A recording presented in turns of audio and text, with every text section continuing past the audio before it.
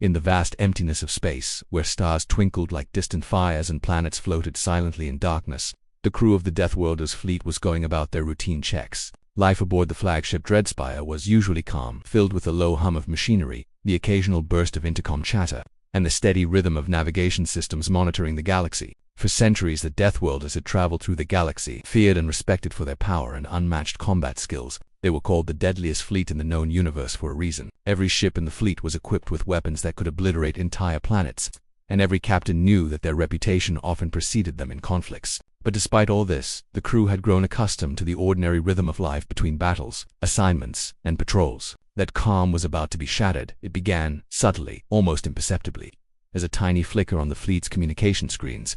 At first it seemed like a routine signal, a stray transmission from some distant probe or an automated distress beacon from an abandoned station. These signals appeared often and usually led to nothing more than wasted time and cautious sighs. Many crew members, particularly those who had served for decades, had learned to ignore such blips. But this signal was different. Unlike the usual garbled messages, this one pulsed with a pattern, a rhythm that seemed deliberate, almost intelligent. The main communication officer, a young and perceptive officer named Lyra, noticed the odd cadence immediately. She frowned, her eyes narrowing as she studied the data. She tapped her fingers on the console, replaying the signal over and over. Each time she did, the pattern became clearer. It was a plea for help, unmistakably urgent. And it was coming from a location that shouldn't even be able to sustain life. Captain Rail, a figure both respected and feared across countless star systems, was summoned to the communication deck. He was tall, with sharp features and eyes that seemed to look through the very fabric of reality, seeing possibilities others could not. The crew knew better than to approach him casually. Every decision he made could mean life or death for everyone aboard. As he examined the signal, he allowed himself a rare moment of curiosity. "This isn't random," he muttered. "Someone or something is trying to reach us, and it wants to be understood." He paused, letting the weight of his words sink in. The crew exchanged nervous glances. They were used to following orders and executing battles.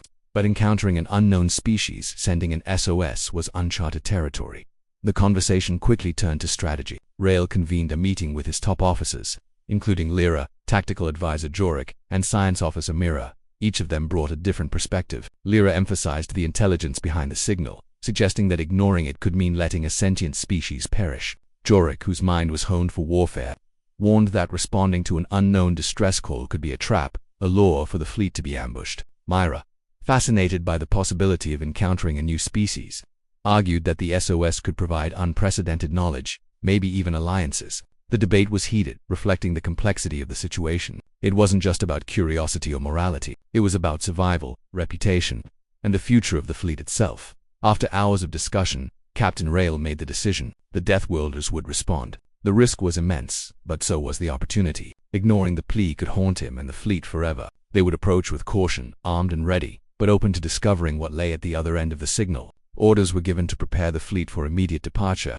The ships hummed to life, engines roaring softly but with immense power. Crew members checked weapon systems, scanned surrounding space for hazards, and reviewed emergency protocols. Everyone aboard sensed that this mission would be unlike any other they had undertaken. As the fleet began its journey toward the source of the SOS, tension mixed with anticipation. The stars streaked past as the ships moved at incredible speeds, a river of light and metal cutting through the darkness of space. The crew tried to keep their minds focused, knowing that panic or distraction could be fatal, but whispers and quiet conversations filled the corridors. They speculated about what they might find: a helpless alien species, a war-torn world, or something far stranger. Some imagined monsters capable of destroying them all. Others hoped for beings in need of salvation, grateful for their intervention. The unknown was a powerful force, and it gripped everyone aboard with both fear and fascination. Hours turned into days as the fleet approached the coordinates of the SOS captain. Rail spent much of the time in solitude, staring at the star maps, analyzing every detail. He had faced countless battles, yet the uncertainty of this mission made him feel a rare twinge of vulnerability. In his years of command, he had rarely encountered a situation where the odds could not be measured, where every outcome remained shrouded in mystery. Even the fleet's advanced scanners could only detect so much from light years away. The signal suggested life, intelligence, and desperation. But what kind of life, and what desperation, remained a question that tugged at his mind constantly.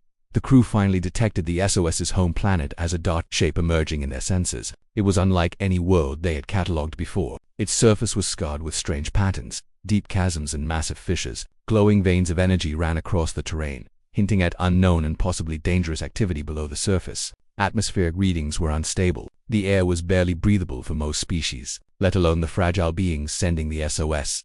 The sight caused a stir among the crew, who were used to hostile worlds but rarely encountered one so chaotic and foreboding. Even the most hardened veterans felt a shiver run down their spines. Lyra, studying the signals in real time, noticed fluctuations in the pattern. It wasn't just a simple distress call. It was layered, almost emotional. The SOS pulsed with fear, urgency, and a deep, raw sense of pleading. The beings behind it were not just sending coordinates, they were begging for their lives in the only way they could communicate across the vast emptiness of space. The realization hit the crew hard. This was not a trap, not a test of power. It was real. Something or someone truly needed them. And for the first time in a long time, the Deathworlders were about to act purely out of a sense of duty rather than strategy or conquest. As they drew closer, strange anomalies appeared in the signals, small but distinct bursts of energy that made even the fleet's advanced scanners struggle. Captain Rail, observing these fluctuations, gave an order to reduce speed and proceed carefully. Every move had to be calculated. One wrong step could turn a rescue into disaster. The fleet adjusted its formations, weapons at the ready, shields reinforced. The crew worked tirelessly, eyes fixed on screens, hands on controls, every sense alert. The unknown loomed ahead, both terrifying and fascinating. As the SOS continued to pulse in silent urgency, throughout this tense approach, conversations among the crew revealed glimpses of their personalities and fears. Some joked nervously, trying to lighten the heavy atmosphere. Others discussed theoretical possibilities. What if the SOS came from an intelligent but physically weak species? What if the distress was caused by natural disasters or a rival civilization far stronger than anything they had ever faced? These speculations kept minds active but also heightened anxiety, a mix of hope and dread. Every crew member knew that this mission could either become a legendary success or an unprecedented catastrophe. Finally, as the fleet neared the planet, the magnitude of what they were about to encounter became undeniable. The SOS was no longer just a signal. It was a lifeline, reaching across the void with a desperate hope that someone, anyone, would answer. Captain Rail, standing on the bridge, felt a rare moment of anticipation mingled with responsibility. He looked at his crew, each focused and prepared, and silently promised that they would not fail those calling out for help. The Deathworlders, feared throughout the galaxy for their unmatched power, were about to meet beings who depended on mercy more than might, a situation entirely new even for them. The signal pulsed again, louder this time, almost as if it knew help was coming. And for the first time in many years, the Deathworlders' fleet was not approaching for battle, conquest, or dominance. They were approaching to answer a call for aid. The vast emptiness of space seemed to hold its breath as the fleet continued its journey, a deadly force moving with purpose toward an unknown world, toward beings whose lives hung in the balance, and toward a story that would be remembered across the stars forever. The fleet moved steadily through the vast darkness of space, each ship cutting a path through the endless void with precision and power. For the crew of the Dreadspire and its accompanying vessels, the journey to the SOS signal's origin was more than a mission. It was an exercise in vigilance, anticipation, and patience. Every crew member felt the weight of what lay ahead, for this was uncharted territory, unlike any operation they had conducted before. They were traveling toward a planet that no map had accurately recorded, toward life forms whose capabilities they could not guess, and toward a situation that could escalate into danger at any second. The journey was not simple. Space, though silent, was full of dangers that required constant attention. Asteroid belts loomed like jagged walls, their rocks tumbling unpredictably through the void. Even a single miscalculation could send a ship spiraling into destruction. Captain Rail insisted that the fleet maintain tight formation, each vessel monitoring the others while scanning for potential hazards. The crew spent hours analyzing trajectories, calculating gravitational pulls, and adjusting their course with meticulous care. Every minor fluctuation in their path was corrected immediately, as even a momentary lapse could spell disaster. But the physical challenges were only part of the difficulty. The psychological strain of traveling toward the unknown weighed heavily on the crew. Days blurred into nights, and the stars outside the viewports seemed to stretch endlessly without change. Despite the technology surrounding them, some crew members found it hard to shake the feeling that they were heading into a trap. Many whispered quietly among themselves about past missions that had ended badly. Tales of false SOS signals, ambushes, and hostile species were common among experienced sailors. And even though the Deathworlders had never been defeated in battle, the unknown could unsettle even the most seasoned warrior. Meanwhile, Captain Rail worked tirelessly in the command center, reviewing data from every possible angle. He studied the SOS signals patterns, searching for hidden information that might reveal the condition of the beings sending it. Lyra assisted him, her eyes scanning streams of code and energy fluctuations. She noticed small irregularities in the signal, subtle pulses that suggested the SOS senders were in extreme distress. The data indicated that their environment was unstable, that danger was not only immediate but severe. Each time she analyzed the transmission, the urgency became clearer, and she relayed her findings to Rail. His face remained calm, but the tension in his jaw showed the weight of responsibility. As the fleet progressed, sensors began to pick up anomalies around the planet. Energies not consistent with natural phenomena interfered with long-range scans. Strange electromagnetic pulses made some of the fleet's communication systems fluctuate. The science officer, Mira, spent hours analyzing these anomalies, theorizing that they could be signs of some advanced defensive technology or perhaps the result of a natural environmental imbalance. Whatever the cause, it was clear that the world they were approaching was unstable and unpredictable. Every decision about speed, distance, and positioning had to consider the possibility of unknown forces acting against them. The closer they got, the more the planet revealed itself. It appeared battered and chaotic, a world scarred by events too massive to be natural. Deep fissures ran across the surface, glowing faintly with an unknown energy. Massive storms roiled across oceans, and clouds streaked with electrical discharges swirled violently. Satellite scans detected tremors and eruptions, as though the planet itself were alive with tension and fear. The SOS senders, clearly intelligent beings, had endured conditions that would have crushed lesser species. The fleet's crew watched silently as the data streamed across the screens. For some, the sight was awe-inspiring. For others, it was frightening. The planet was not merely dangerous, it was hostile, an environment that seemed to fight against every form of life. Even with the fleet's powerful technology, navigating through this space was a test of skill and patience. Captain Rail ordered a reduced speed, prioritizing caution over haste. He knew that any mistake, no matter how small, could compromise the mission. The Deathworlders were prepared for war, but they were not invincible. A misstep here could turn their rescuing mission into a struggle for survival. The crew adjusted, their sensors and shields, readying themselves for the unexpected. Every system on every ship was monitored and recalibrated to account for the environmental interference, and every crew member knew that focus could not waver for even a second. As they neared the SOS's source, Captain Rail and his officers reviewed what they knew about the beings they were about to encounter. Based on the signal and environmental data, the SOS senders appeared to be physically fragile but highly intelligent. Their signals indicated resourcefulness and desperation, suggesting a species that had survived incredible odds but was reaching the limit of its endurance. Rail understood that this mission was more than a rescue, it was a delicate balance between power and restraint. The fleet could easily overwhelm any threat, but indiscriminate force could destroy the very beings they intended to save. Strategy, precision, and judgment were critical. The psychological state of the crew reflected the complexity of the situation. Some members were nervous, feeling the tension of approaching unknown beings in a dangerous environment. Others were eager, seeing the mission as an opportunity to witness something extraordinary, perhaps even historic. Quiet conversations echoed in the corridors as speculation ran rampant. Could these beings survive without the fleet's intervention? Were they intelligent enough to communicate effectively once the Deathworlders arrived? Could the planet itself pose a greater threat than any alien species? These questions fueled both fear and excitement among the crew, making the journey emotionally charged in addition to being physically challenging. Despite these concerns, the Deathworlders were professionals, trained for extreme situations. Tactical advisor Jorik oversaw simulations, preparing the fleet for potential combat scenarios, while also accounting for the possibility of negotiation or protection-only operations. He designed multiple contingency plans, ensuring that the fleet could respond instantly to unexpected threats. Mira continued to analyze environmental data, seeking ways to navigate through the planet's storms, fissures, and energy discharges. Lyra maintained constant monitoring of the SOS signal, decoding shifts and changes that hinted at the physical and emotional state of the SOS senders.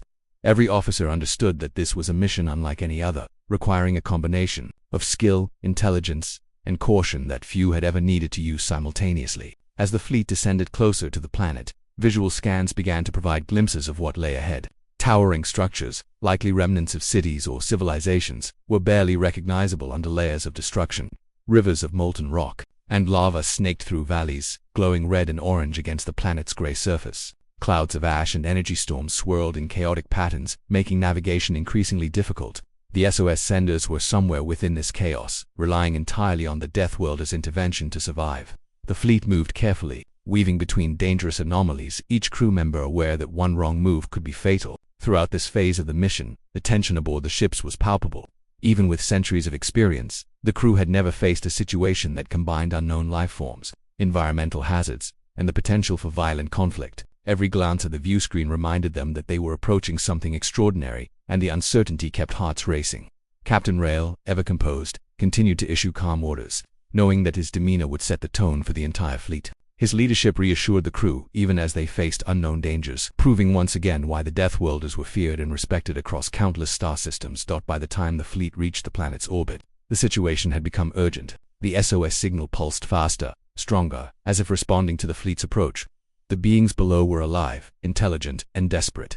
Their environment was unstable and potentially lethal, and the Deathworlders had to act carefully. Captain Rail ordered a final assessment of their approach path, shielding configurations, and readiness protocols.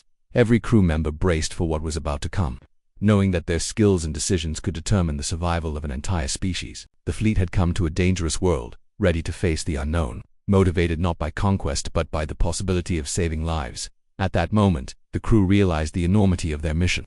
They were traveling to an unknown planet, encountering unknown life forms, and preparing to respond to a crisis they could only partially understand. The SOS signal was no longer a distant blip, it was a lifeline that demanded action. And as the fleet hovered above the chaotic planet, ready to begin the descent, a sense of purpose filled every officer and crew member. They were the deadliest fleet in the galaxy, and yet this mission was about compassion, strategy, and precision rather than destruction. The journey, filled with peril, anticipation, and awe, had brought them to a critical moment. The threshold of first contact with a species calling desperately for help, a moment that would define the course of the story for all who were involved. As the Deathworlders' fleet hovered above the chaotic planet, sensors and scanners intensified their scrutiny. Every pulse, every energy fluctuation, every minute vibration was analyzed with precision. The anticipation aboard the Dreadspire was almost tangible. Captain Rail and his officers knew that what awaited them could change everything. They were about to meet the beings who had sent the SOS, a species unknown to any of them, intelligent and in desperate peril. All their preparation, their centuries of experience, and their reputation as the deadliest fleet in the galaxy were about to be tested in ways that were entirely new. The first glimpses of the planet's surface were shocking. Towering spires of crystal-like structures rose from the jagged terrain, glowing faintly with an inner light. Rivers of molten energy snaked through vast chasms, illuminating a landscape that seemed alive and dangerous at the same time. Sensors detected movement within these structures, confirming the presence of life. The SOS senders were there, struggling to survive against conditions that no ordinary species could endure. Their forms appeared delicate, almost fragile, with translucent skin that reflected the eerie light of their surroundings. Their elongated limbs suggested they were adapted for agility rather than strength. Despite their fragility, the signals they sent carried unmistakable intelligence, emotion, and urgency. Captain Rail summoned his senior officers to the command deck. Lyra, still monitoring the SOS signal, indicated that the being's transmissions were becoming erratic, almost panicked. "They're scared," she said, her voice tense. "Whatever is happening down there, it's intensifying. They're in immediate danger." Tactical advisor Jorik frowned. "We need to be ready for anything. They may appear fragile, but desperation can make any species dangerous, and we don't know if there's another force acting against them."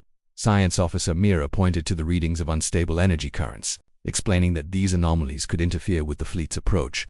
Every decision from this point forward required extreme caution. Any misstep could not only harm the SOS senders but also jeopardize the fleet itself. The fleet moved carefully into orbit, maintaining a formation that maximized both protection and maneuverability. The ship's shields hummed softly as energy readings from the planet fluctuated wildly. Captain Rail ordered a gradual descent to get a closer look without provoking the beings below.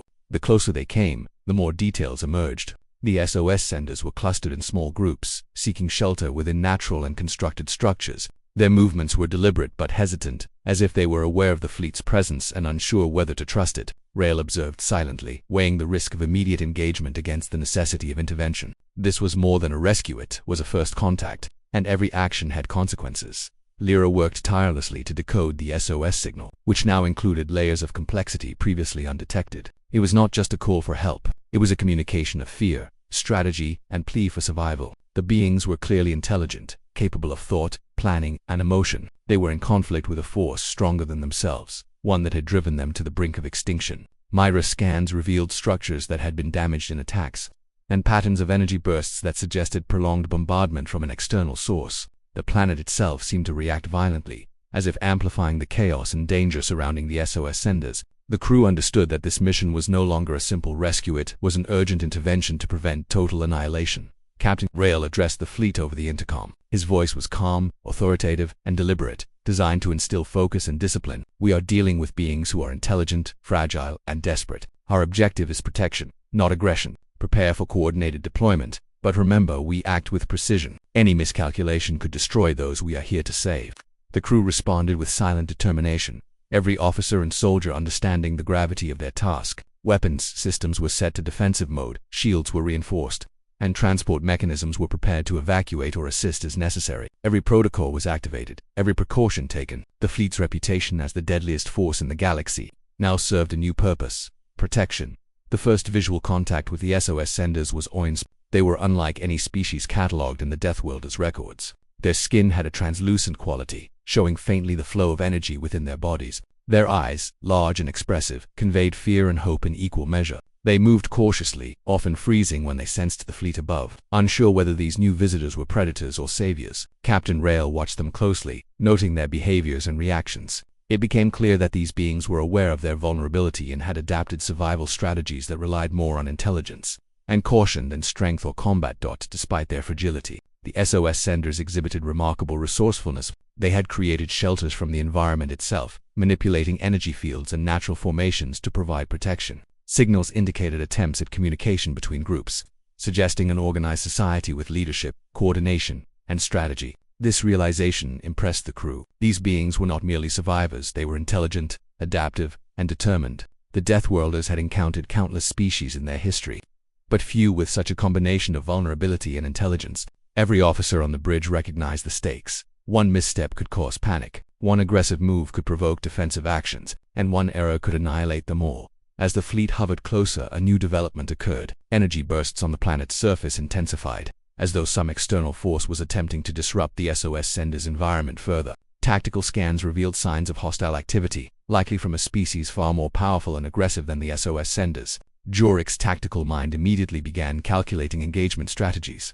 "We're facing an enemy," he said, voice low but urgent. "They are trying to finish what they started. We must act carefully to neutralize the threat without harming the beings we're here to save."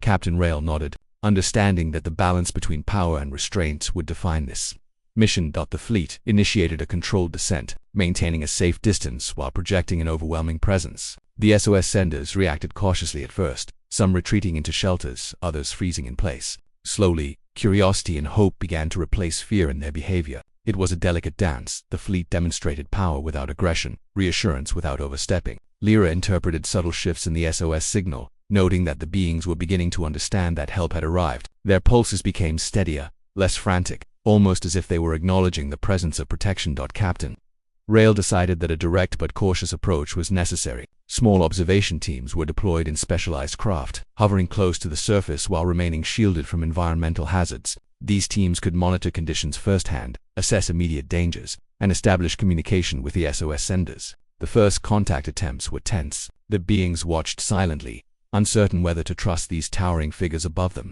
Communication was difficult, relying on energy pulses, gestures, and pattern recognition rather than spoken language. The observation teams moved slowly, deliberately, avoiding any action that could be perceived as threatening.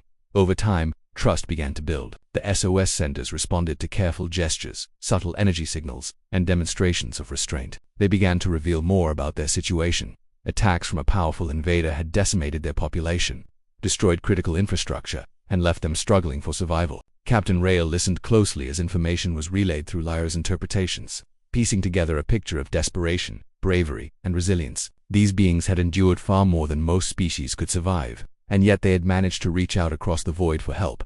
The more the Deathworlders learned, the more the stakes became apparent. This was not a localized problem. If the invaders succeeded, the threat could expand beyond this planet, potentially destabilizing entire regions of space. Mira analyzed energy signatures, noting that the invaders were using advanced technology capable of manipulating the environment itself. Without intervention, the SOS senders faced near-certain annihilation. Captain Rail's mind raced with tactical solutions, balancing the need for immediate action with the long-term goal of preserving life. The fleet's readiness, their coordination, and their discipline became critical factors in the success of the mission.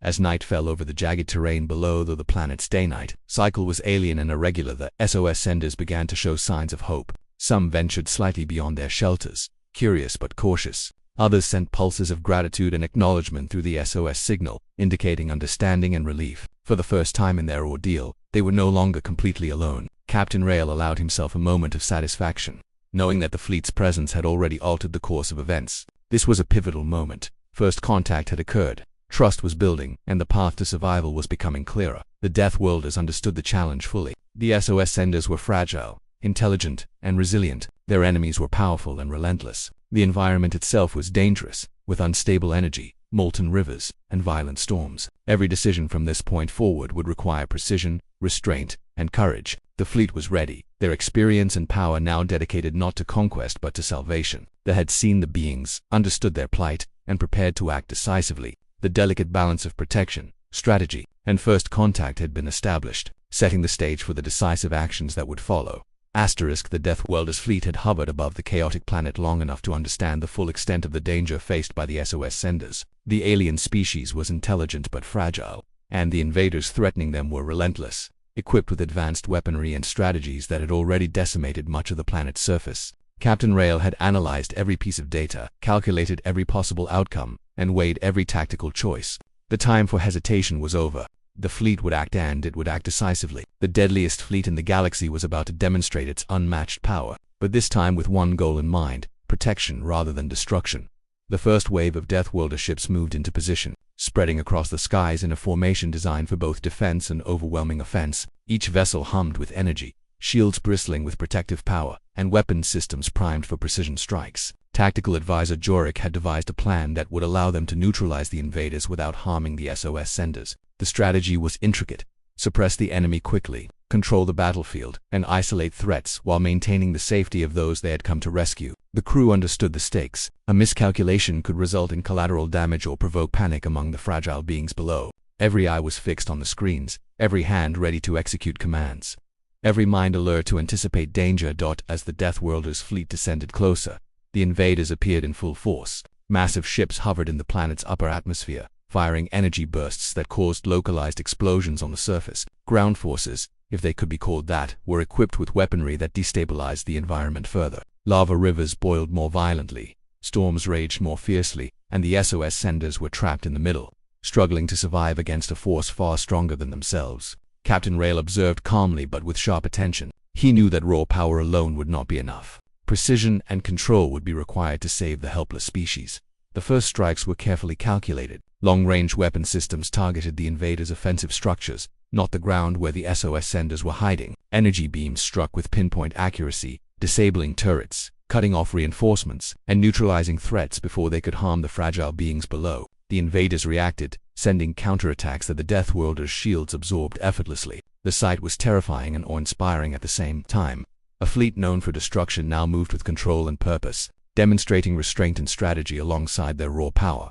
Observation teams hovered closer to the surface, monitoring the reactions of the SOS senders. At first the aliens were cautious, some retreating into shelters, others freezing in place. But as the invaders were systematically neutralized, a change began to occur. Tentatively, the SOS senders emerged, their large translucent eyes watching the fleet in wonder. Energy pulses that had conveyed fear and desperation now began to carry curiosity, gratitude, and even relief. The Deathworlders were unlike any force they had ever seen, immense in power, yet careful, deliberate, and protective. For the first time, the SOS senders felt a possibility of survival, a hope they had thought lost.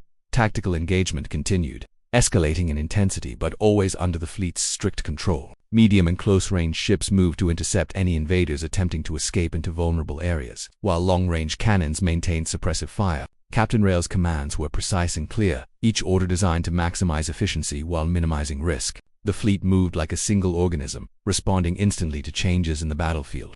Sensors picked up environmental hazards created by the invaders, and the Deathworlders adjusted their approach, using shields and diversionary tactics to protect the SOS senders. Every maneuver showcased the skill, discipline, and experience that had earned the fleet its deadly reputation. Despite the overwhelming power of the fleet, the battle was not without tension. The invaders were relentless, adapting quickly and using the planet's dangerous terrain to their advantage. Some attempted to retreat into fissures and energy currents, hoping to ambush or hide from the Deathworlders. Others launched coordinated attacks, testing the fleet's defenses and probing for weaknesses. Each move was anticipated, countered, and neutralized. Captain Rail had trained for countless scenarios, but the unpredictability of this battle tested every skill he had honed over centuries. Even the most experienced crew members felt a surge of adrenaline as the engagement intensified. The SOS senders began to understand the scale and intention of their saviors. Small groups ventured closer to observation teams, sending cautious energy pulses that conveyed thanks and tentative communication. Some mimicked the movements of the ships above, signaling recognition of the Deathworlders' controlled approach. These moments of connection were brief but powerful. For the first time, the SOS senders experienced not only protection but empathy, a realization that the fleet above was there to safeguard them, not to conquer or harm. Captain Rail observed this, recognizing that trust was forming even amid chaos. Ground teams deployed in specialized craft began to assist SOS senders directly, using energy shields and transport technology. They moved alien groups out of danger zones, guiding them to temporary safe areas while continuing the suppression of the invaders. The Deathworlders' precision allowed them to isolate threats completely, ensuring that no collateral damage affected the fragile species. Observing this, the SOS senders began to participate more actively, demonstrating their intelligence and adaptability. They coordinated simple actions in response to the fleet's movements, further accelerating the efficiency of the rescue operation. The battle reached its peak intensity when a massive invader force attempted to regroup in the upper atmosphere, aiming to launch a decisive strike against the SOS senders. Captain Rail calculated the risk and authorized the fleet's deadliest weapons in controlled bursts. Massive energy beams and precision strikes dismantled the invaders' command structures without harming the planet's surface or the SOS senders. The effect was immediate. Enemy coordination collapsed, and the remaining invaders were systematically neutralized or forced to retreat. The fleet's strategy had worked flawlessly. Power, precision, and restraint combined to turn a potential disaster into a controlled and decisive victory.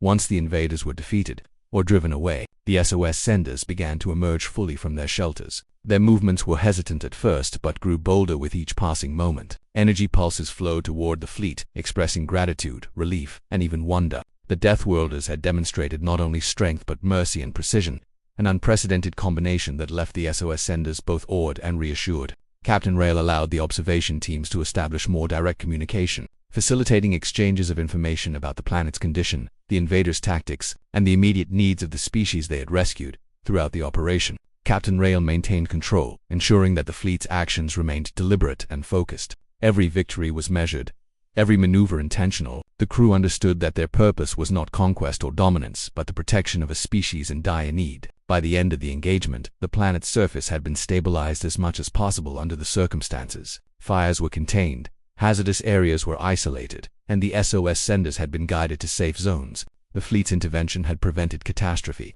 demonstrating the deadly power of the Deathworlders used for the benefit of others rather than destruction. As calm returned to the planet, the significance of the operation became clear. The SOS senders had survived, not just because of raw power, but because of the careful, deliberate, and strategic approach of the fleet. Trust had been established, communication lines were open, and the invaders had been neutralized. For the first time, the SOS senders could envision a future beyond immediate survival. Captain Rail observed quietly, noting the transformation that had occurred. The fleet's presence had not only saved lives but had also fostered understanding, cooperation, and hope. That the Deathworlders had proven that their reputation as the deadliest fleet was matched by their discipline, strategy, and ability to protect life when necessary. The SOS senders, once desperate and terrified, now experienced a glimmer of hope for the first time in their existence. Captain Rail documented every detail, knowing that this mission would serve as a blueprint for future operations where power needed to be balanced with restraint. The planet, once a chaotic and hostile environment, now held survivors and the potential for recovery, all thanks to the decisive and precise action of the fleet.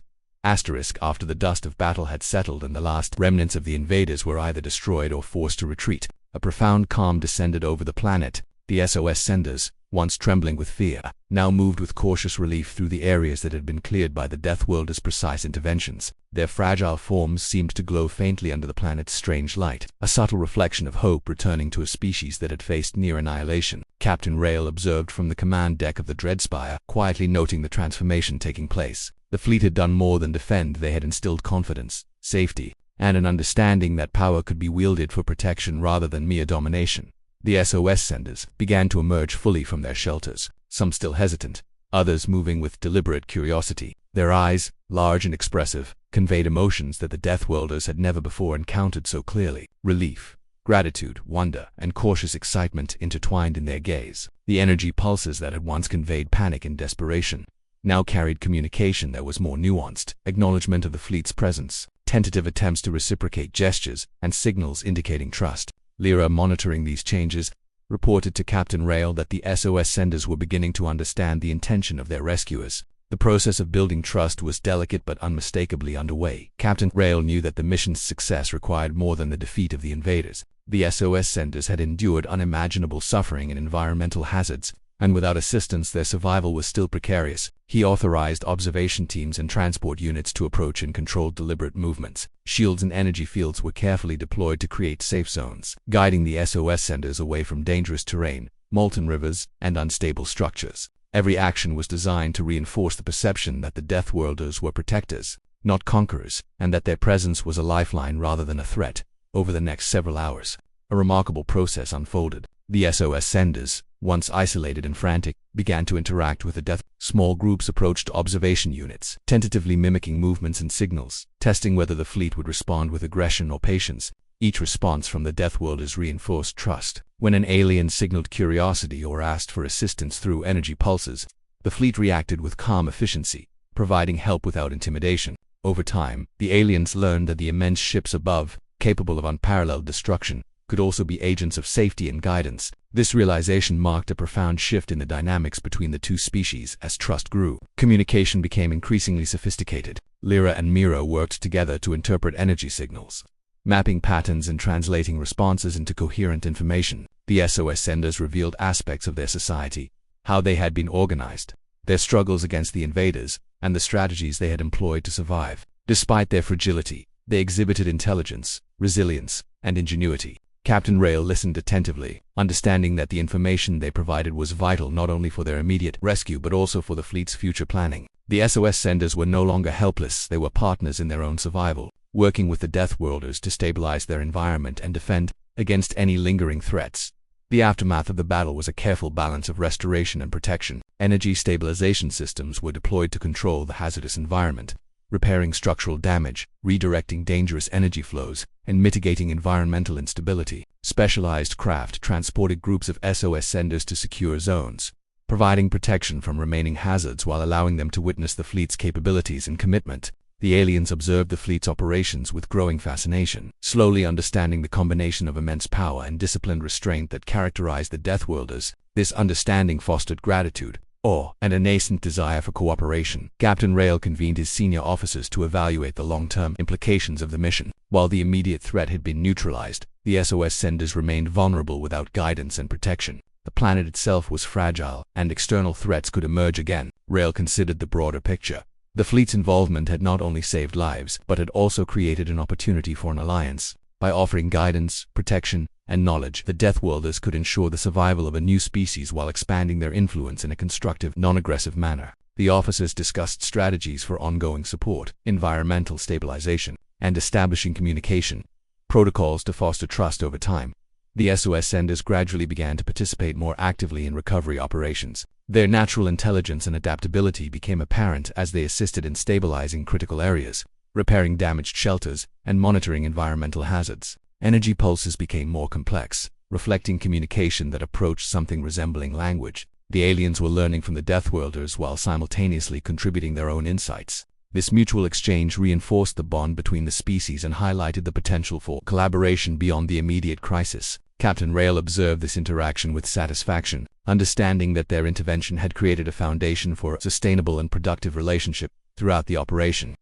The Deathworlders maintained discipline and precision. Their presence was both protective and respectful, ensuring that the SOS senders felt secure without being intimidated. Observation teams carefully monitored emotional and behavioral responses, adjusting their approach as necessary. Every gesture, every movement, every energy interaction was calculated to foster trust and understanding. The SOS senders responded, gradually revealing more about their society, culture, and environment. Through these exchanges, the Deathworlders gained insights into an alien civilization that had survived unimaginable challenges through intelligence, resourcefulness, and cooperation.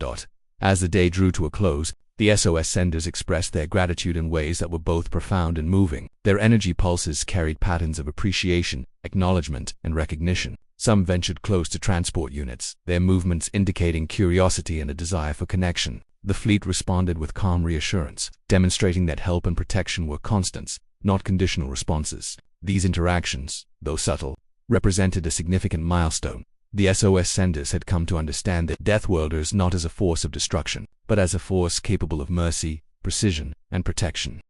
The implications of this mission extended far beyond the immediate rescue. Captain Rail recognized that the SOS senders had now become allies in a broader sense. They had experienced firsthand the power, discipline, and ethical decision-making of the By surviving together and cooperating, both species had formed a bond that would influence future interactions, trade, communication, and defense. The fleet's reputation as the deadliest in the galaxy had been reinforced, but it was now complemented by a new dimension: the ability to protect and guide rather than merely conquer. This achievement would be remembered and recounted in both species' histories. In the following hours, the fleet began coordinating with the SOS senders to assess longer-term needs. Energy stabilization units, environmental monitoring systems, and defensive shields were deployed in key areas. That aliens participated in learning how to operate and maintain these systems under Deathworlder guidance. This collaborative effort not only ensured safety but also empowered the SOS senders to take active roles in their own survival. Captain Rail encouraged observation and documentation, understanding that this shared knowledge could prevent future disasters and foster self-sufficiency. The operation evolved from a rescue mission into a partnership, one built on trust, intelligence, and shared purpose. That as the SOS centers gained confidence and the immediate threat was neutralized, Captain Rail ordered a final assessment of the planet's condition. The energy anomalies had been contained, the invaders were defeated, and the aliens had learned to navigate and utilize protective technologies. The planet, once on the brink of devastation, now held the possibility of renewal. The Deathworlders had completed their mission successfully, not just by neutralizing the invaders but by empowering a new species to survive and thrive. Captain Rail recorded every detail, knowing that this mission would serve as an example of how power could be used responsibly, strategically, and humanely even in the galaxy's most dangerous circumstances. Finally, as the fleet prepared to depart, the SOS senders gathered in a display of recognition and respect. Their energy signals pulsed in patterns that conveyed thanks, hope, and acknowledgement of the Deathworlders' actions. Captain Rail allowed himself a moment of reflection, recognizing the significance of what had been achieved. The fleet had not only saved lives but had fostered trust, understanding, and the potential for lasting cooperation. The SOS senders, once desperate and frightened, now looked to the future with hope, aware that allies of extraordinary power and discipline were watching over them. With the planet stabilized and the SOS senders protected, the Deathworlders' fleet ascended, leaving the planet behind but not the connection that had been forged. Captain Rail issued final orders for continued monitoring and communication, ensuring that the alliance remained strong even after the fleet's departure. As the ships moved away, the crew reflected on the mission's lessons. True power was not measured by destruction alone, but by the ability to protect, empower, and inspire hope in those who needed it most. The story of the SOS senders and their unexpected rescuers would echo throughout the galaxy, a testament to courage, strategy, and compassion combined with unmatched power.